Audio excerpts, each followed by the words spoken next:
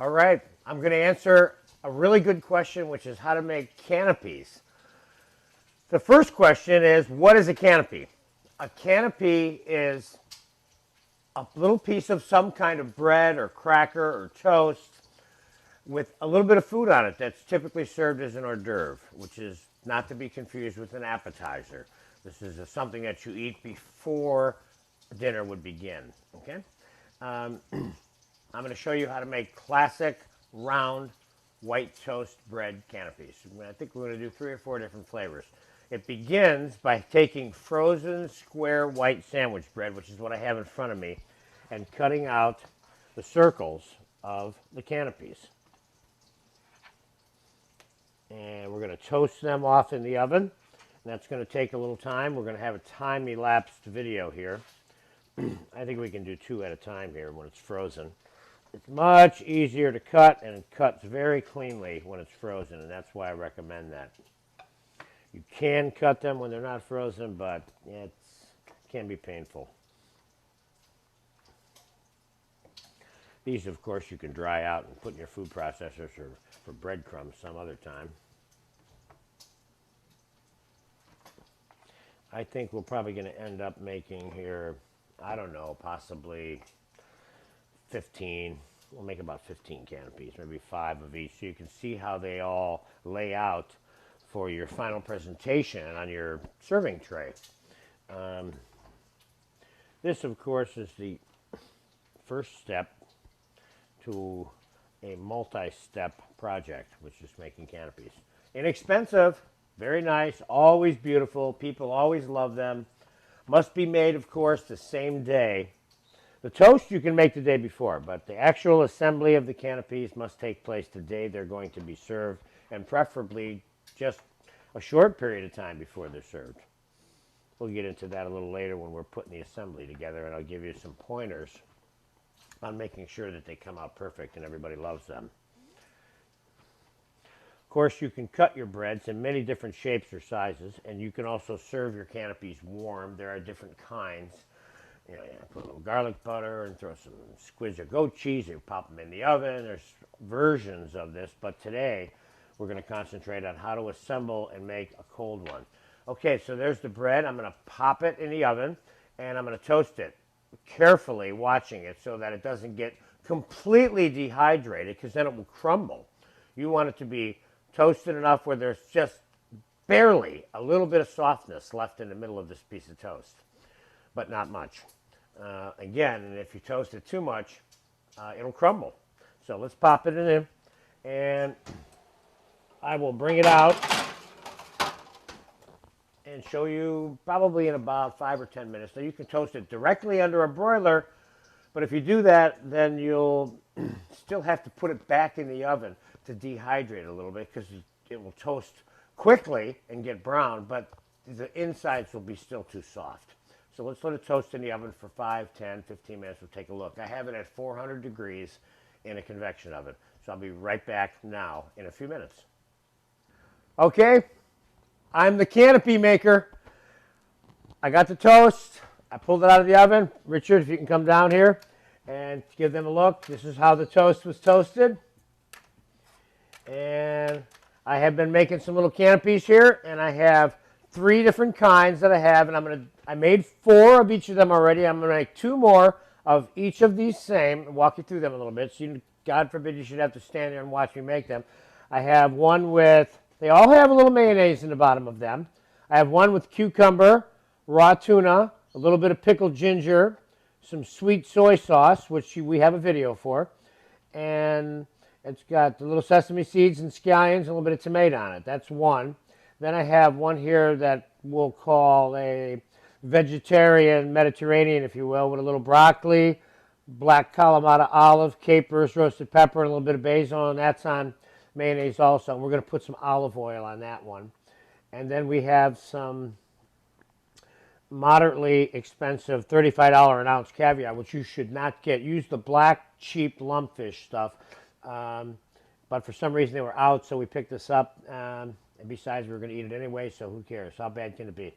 So this one is just a little bit of egg and caviar with mayonnaise. Traditionally, you don't pile a lot of stuff onto the eating of the caviar because you want to taste the caviar. That's what you do. You don't put a whole bunch of different stuff on top of the caviar. Then it's like you're tasting all the stuff and you feel like you're not getting your money's worth out of the caviar, whatever that's worth.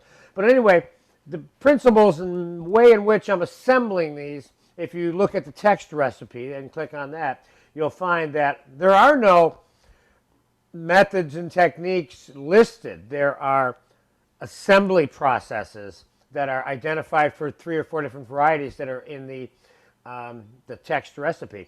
So the trick for you is to understand how I'm making them, and then you make any kind you want. You want to put ham and cheese, and maybe the cutter that I used for the bread here, you can cut ham and cheese slices as little stacks out and put them on there, or make some shrimp salad, which is in one of the text recipes, and put that on there with some little dill and lemons and stuff. So there's a wide range of what you can do. These are 3 kind of basic examples, and so let me walk you through them again now and exactly how I made them. It's messy, and I left it this way on purpose so you could see a little bit about it, what happens.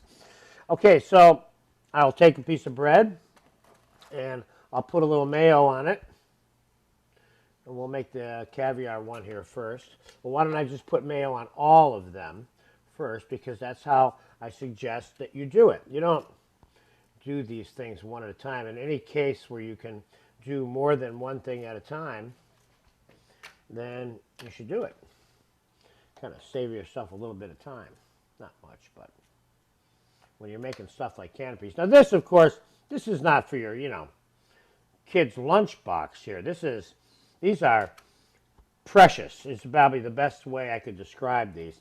I think you can't really make a canapé, at least this style that I'm showing you, that isn't precious, okay?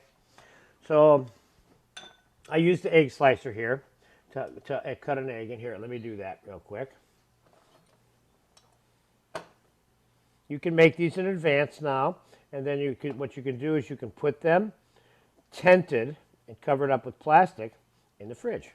So we'll take a couple slices of egg, put them on there.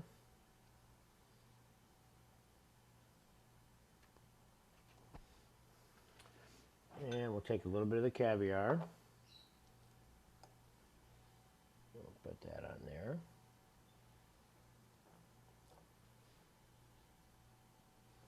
Okay, that one's done. Now we have 6 of those. I'm making 6 of each so I can show them how they look on a plate and how you might want to go about putting them on the plate. In the case of the one with the caviar, I'm just going to finish the caviar ones with just a little teeny bit of parsley here, so they have a little bit of fun little look to them in here. I'm not putting any oil or anything else on these here, okay?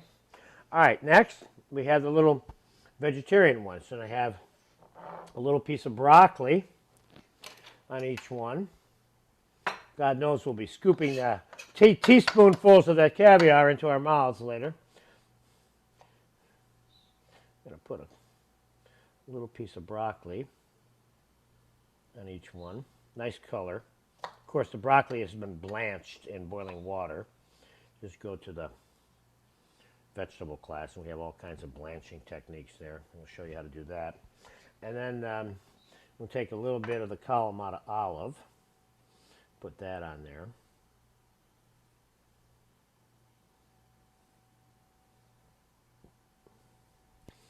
And we'll take a little bit of the red pepper. I got little pieces of roasted. These are little roasted red peppers you buy in a jar in a supermarket. They work just fine for this. John, could you move those side by side?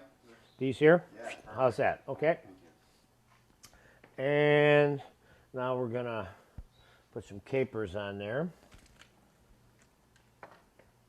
Going to fill in the holes that were left behind with the capers so that the whole toast piece has got food all over it.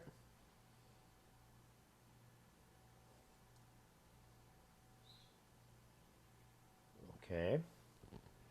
Now I'm going to put a little sprig of basil. This one. Okay, now those are basically done. With the exception of, I'm going to put little bit of salt and pepper and a little bit of olive oil on these. I'm going to line these up here. And I'm going to put a little bit of pepper on these, like that.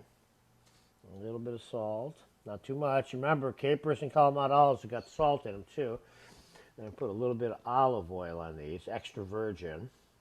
Now it's got that nice Mediterranean, vegetarian type flavor to it. All right, and now for the tuna.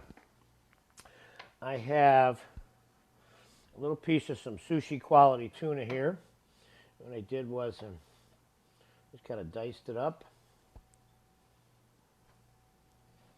Can you see good down here, Richard? Oh, yeah. Cool.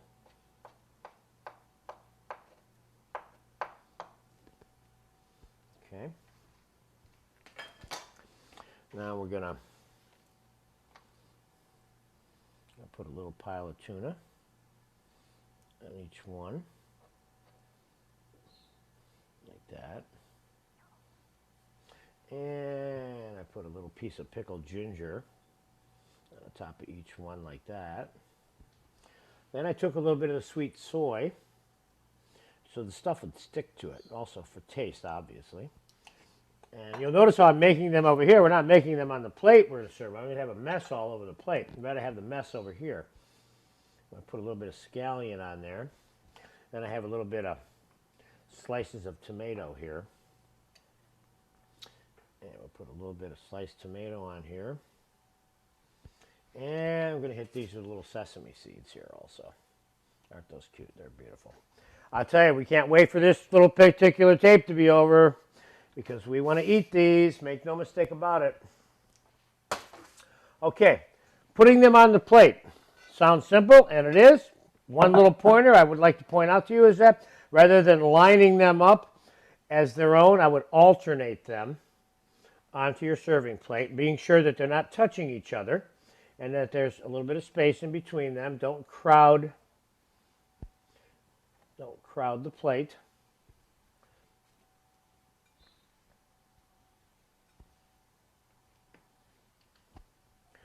All right, we get over here, we got to start improvising a little bit.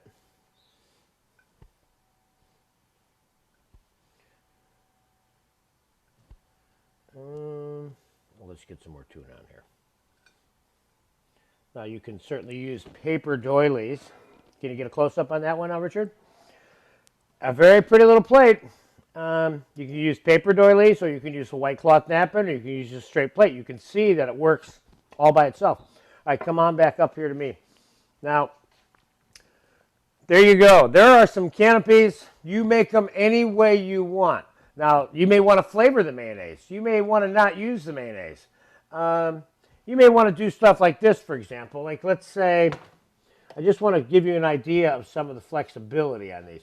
Like, let's say you have some chopped herbs. In this particular case, I happen to have some chopped parsley here, you see? So, boom, I can dip it in the parsley, and now, look, I got a canopy covered with some green stuff already. Maybe I would just, who knows what I'd put on there, but I just want to give you a little flavor for how you should go about making your canapes. This is what I did today, and I certainly could, if you gave me a whole refrigerator full of different food, I could probably make you 50 different kinds without thinking about it too much. Not because I'm so smart, but because it's that easy to make your own combinations. Okay, you have been given a good little lesson on how to make canapes. Good luck, have fun, and I guarantee you, anybody you give these to is going to say, wow, these are really cool.